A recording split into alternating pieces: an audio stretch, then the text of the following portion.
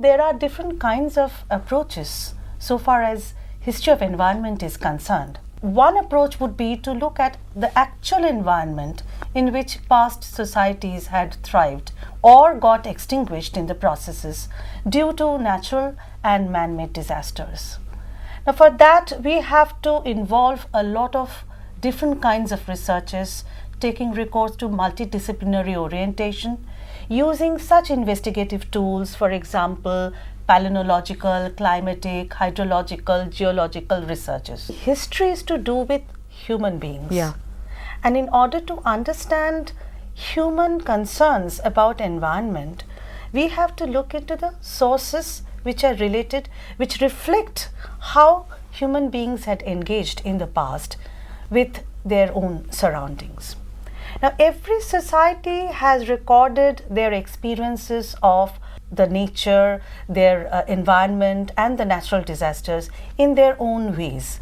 And ancient Indian history is no exception. You see, basically we have to understand that it is the human concern for existence and better existence in their natural surroundings which led to such human engagements with nature and environment. And this is reflected in practical ways also. So nature has been looked at as a source of sustenance, as a source of resources for life, as well as one setup within which human life thrives. Right. So ma'am, you want to say that there was no uniform way to look at the issue. There was no homogeneous way to look at the issue. That means they looked at the things at different ways. Naturally, because we find that we are looking at a society which traversed a very big time, temporal as well as spatial zone. Different kinds of societies, different kinds of sections within the societies would engage with environment in different ways, you know. And it all arose out of the practical necessity of human beings in their daily life. Okay. In the early Indian context, we have to also understand the fact that the kind of anxieties that human society is facing today in the 21st century would not have been there. Right. Because nowadays the kind of depletion of the ozone layer or the natural forest cover that has led to this kind of concerns was not there. So population was at its minimum. Lifestyles were so simple that exploitation of nature was at its minimum. So the considerations that were there were actually for betterment of life, and nature and environment was the best resource that human being had. We find that more of an orientation of exploitation of nature that we find. But also on the other hand, especially in the early Indian context, among all the earliest civilizations, we find that there was the evolution of a philosophy of nature, of a conception of man in nature vis-a-vis man and nature. Right. Okay. So nature and environment was integral to human existence. That was also understood in the early Indian scope of engagements. Sources, can they be categorized? I mean, yes, they can be categorized. For example, I think I have been able to categorize about 3 or 4 different perspectives in different kinds of sources. The first perspective would be the philosophical perspective. Right. Okay, relating to nature as a symbol of the heaven in which human and animal world thrived. Okay, so that we get from the Vedic Samhitas, for example, in the Upanishads, in the Buddhist and Jaina canonical texts, as well as in the philosophical schools like Vaisesika and Sankhya Sutras. Okay, that is the first category. Secondly, we have a very practical category that is related to administration and political directives. Arthashastra. Okay, that we get from Arthashastra and other texts, of course, but Arthashastra actually covers the subject so well that we do not really need to traverse beyond it. Yeah. So that is the second category. And the third category would be, this is very interesting, the medical texts. What kind of concern do we get from this angle of medical science? If we don't call it science, then of course we can talk about Ayurveda. Human health and environment, the relationship, the correlations. Okay, so that is the third kind of text. The fourth kind of text would be the lexicons, right, in which we find the reflections of man's requirement to graph environment for their daily ritualistic and astrological purposes, as well as in order to evolve into a knowledge system too about nature. And that we get on the one hand from Brihat Samhita and on the other from Amarakosa.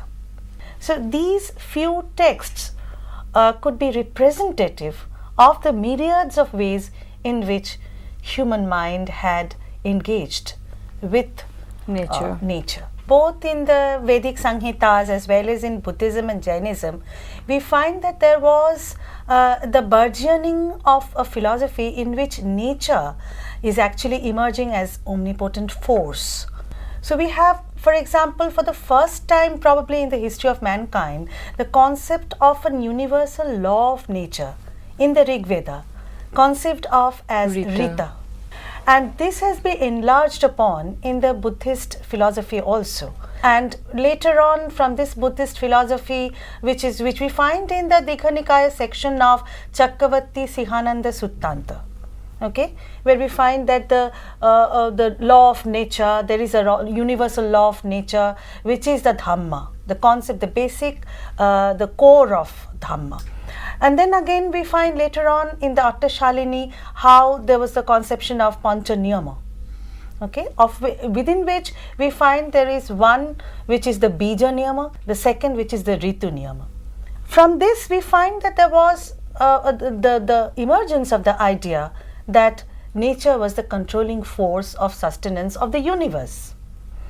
Then again we have also other concepts in Buddhist and Jaina sources about non-violence. I think it is more to do with how these it is generally called that these are heretic religions because they did not conform to the Vedic yoga and rituals. Okay, so to break away from that format, this is a kind of a reaction against the profound killings of animals and felling of trees and other things, which was conducted in the process of performing a yoga in the Brahmanical rites. So as a reaction to that, there is this heavy preponderance on non-violence, but that also stems from this feeling of probably the sustenance of all creatures equally in the universe. So they believed in the equal rights of every living creature. Yes, they believed in this, and in fact we find in the Samyukta Nikaya that non-harm to all creatures, living creatures, was a fundamental rule of the followers in Buddhism, and that was also very true for Jainism. Right. Again, in the Kutadanta Sutta, for example, we find that how Buddha had propounded that he was only for those kind of sacrifices in which there would be no felling of trees, no killing of animals, nor even mowing down of grass for the purposes of the sacrifice. So these are certain things which of course relate to the concept of nature and non-violence, especially in the early form of art which is related to Buddhism. And the idea of religion was transpiring into the artistic forms, that there was this philosophy of the continuum between the animal and the natural world, and the cognizance that human life and all the creatures were nurtured within the macrocosm of universe in an environmental orbit. Okay, and this probably leads to the idea of envisioning the Bodhisattva Padopani, for example, in the Ajanta paintings, as standing in the midst of the oceans at the bottom, the nether worlds at the bottom, and the heaven at the top, and the creatures world in between. So this continuum of life within which the essence of human being and also the essence of Godhead was visualized. So this is what is at the core of Indian art too. Now this starts with the Buddhist art, but later on it also is continued in other sectarian arts too. Arthashastra is a kind of a handbook for the rulers. So it contains a lot of suggestions about how a king should rule his kingdom. And naturally, this text, the main portions that we are including for discussion here, were said to be composed at about the same time when the Mauryas came to power. And you see, at that time in the Middle Ganga Valley, that region, a lot of farming settlements were organizing themselves into revenue earning sources, and based on that kind of economic basis foundations, Maurya empire was getting built up slowly. So therefore in the Arthashastra we find a kind of a tone which actually is a very exploitative tone, looking out for natural resources and in order to garner the natural resources for practical uses. So we find directives for arranging human settlements with clear demarcations, exact calculation of population in these settlements, and the exact area utilizing the natural resources. And the natural formations were used for demarcations. That was very interesting. Again, for the settlement of Durga, for example, the fortified settlements, there was a directive that the natural spots which were impregnable by enemies were to be chosen specifically. For example, at the confluence of rivers with a moat, surrounding moat, or at the center of hills, okay, which would be not penetrable. Again, in the midst of a very deep forest or in the midst of deserts. So these kinds of different directives are coming, which relate to the nature, the strategic position, relating to the environment, as well as to the human concern for settlements. So this is there. So you want to say that there were the guidelines to utilize the natural resources in the Arthashastra. Exactly. And also you see, for example, we find in the town planning section, for example, we find that a number of rules have been integrated which look towards civic atmosphere. Right. So building up, nurturing a civic atmosphere, like specific plans for housing, these are given. The building up of the capital city of the Harjanka rulers in Girivraja or Rajagriha. It is an ideal spot which refers back to the Giridurga of Arthashastra. It is impregnable almost, surrounded by 7 small hills. Next, also we find that the setting up of Kumrahar or Patliputra at the confluence of Ganga and Son is also very interesting. It actually perhaps developed from a Dronomukha type of settlement, which is again prescribed in the Arthashastra. Is there any concern regarding the natural disasters in the Arthashastra? Yeah, we have not only in Arthashastra, we have other evidences also. Famines and epidemics have been mentioned in Arthashastra in very indirect way. In case of famine, it has been advised that the king should be giving away anugraha, which is actually exemption from paying taxes to those who were affected by this. This is corroborated by one inscription which was found from Mahasthangarh in Bagura district of Bangladesh, which was issued under the Maurya rulers. This actually contained a reference to a famine that had taken place and the king's instructions to open the gates of the royal storage of grains for the affected people. So we have a good, interesting corroboration. Again, famine has been referred to in the 7th century text of Periya Puranam in the case of in the region of Tanjore in South India. Famines have also been referred in Brihat Samhita, for example. And epidemics, of course, we hear of epidemics have, in case of in the medical texts as well as in Arthashastra, also in Brihat Samhita. Okay, so these are very interesting points which we find graphed.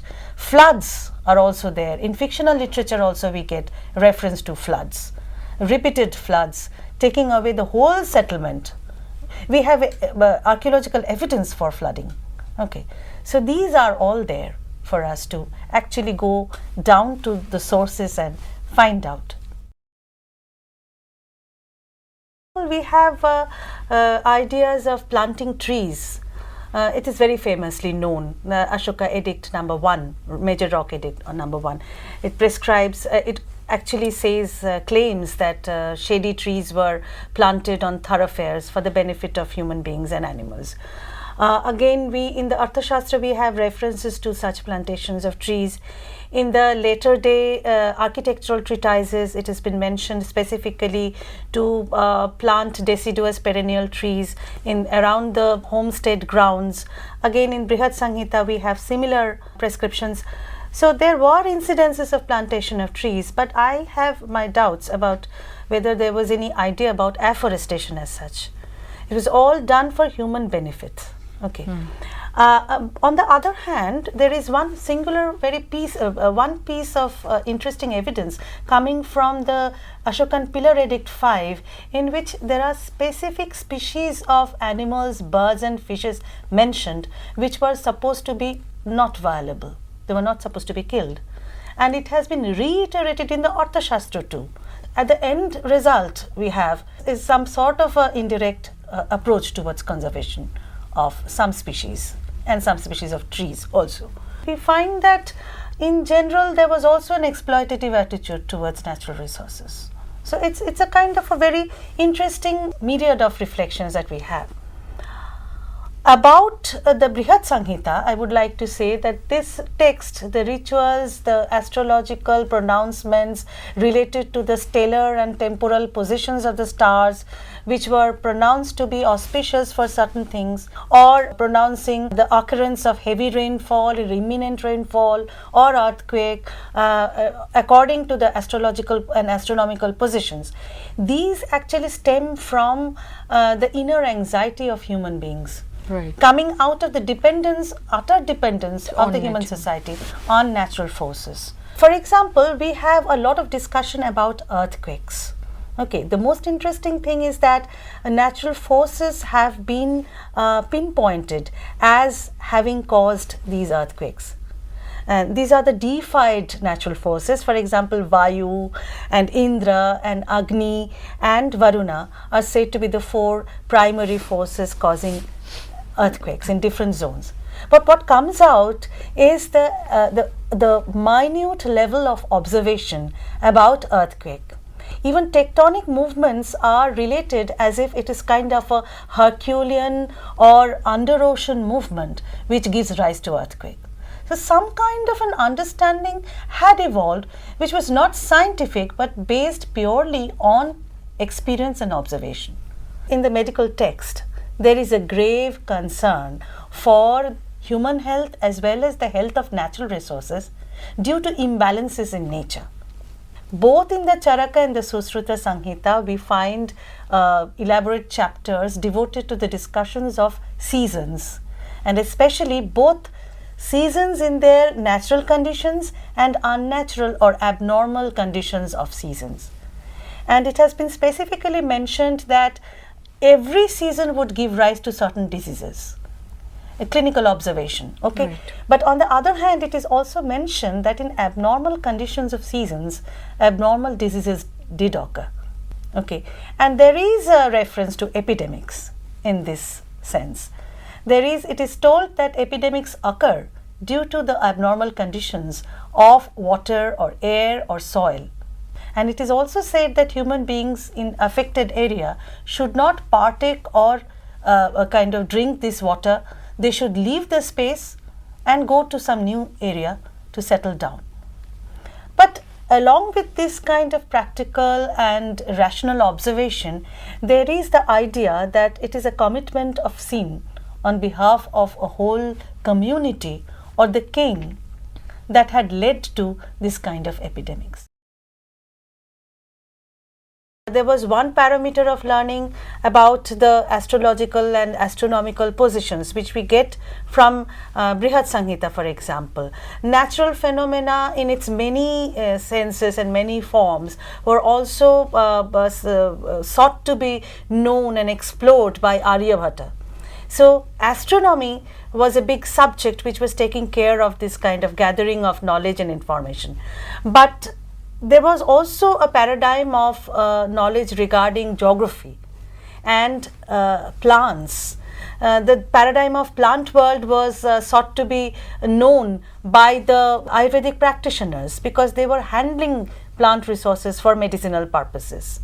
But if you take the idea of nature and environment per se into a knowledge paradigm, then I think the best genre which we find is in Amarakosa. Right. It is a lexicon and it actually contains the categories that are there in nature, in the human world, in animal world and in natural world, in which there are certain sections totally devoted to geological formations, different kinds of natural formations and natural resources also.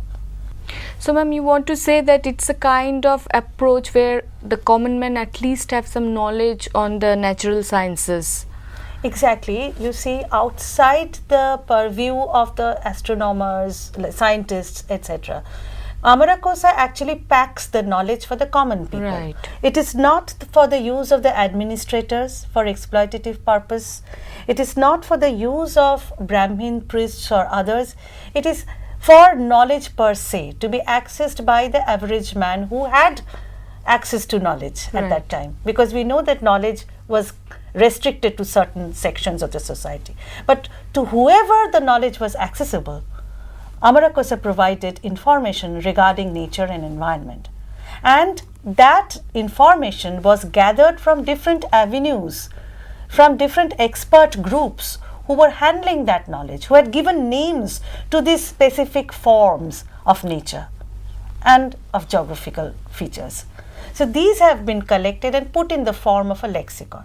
This gives a total perspective of the knowledge paradigm regarding or vis-a-vis nature and environment.